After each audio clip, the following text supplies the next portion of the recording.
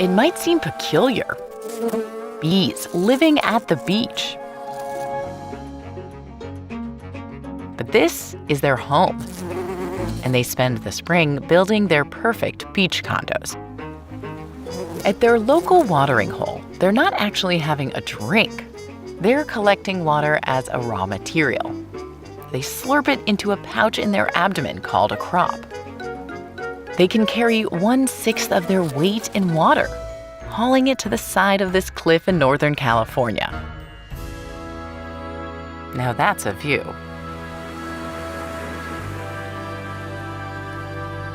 Back and forth, 80 times a day.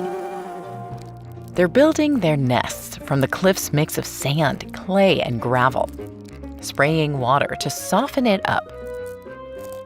See how she extends her proboscis and uses it like a hose? Then she digs. And digs. And digs.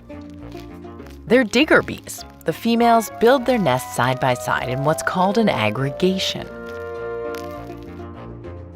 The males, most of them have died by now, after mating.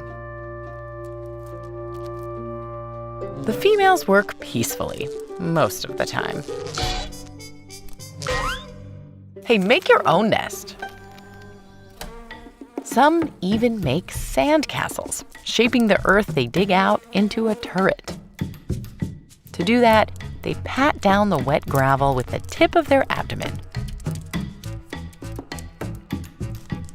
Scientists think the turrets could help keep out large parasitic insects, like other kinds of bees.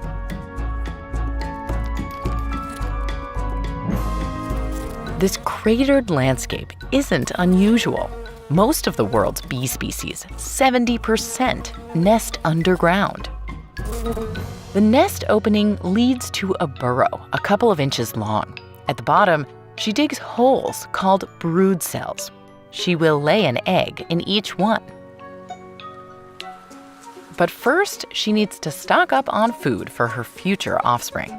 This flower is a favorite for nectar. And check out the pollen on this bee. Wait a minute, that's not our digger bee. That's a yellow-faced bumblebee. She'll sting you if you mess with her. Our bee is a bumblebee mimic. She doesn't sting. The real bumblebee has a bright yellow band on the bottom of her abdomen. Our bee has a band higher up. By imitating a stinging bumblebee, she scares predators away. Back from foraging, our digger packs pollen and nectar into each cell and lays an egg on top. The larva that hatches out will have a ready-made meal. Then she tears down her turret, bit by bit. She uses it as a mortar to seal her nest closed and keep her eggs safe.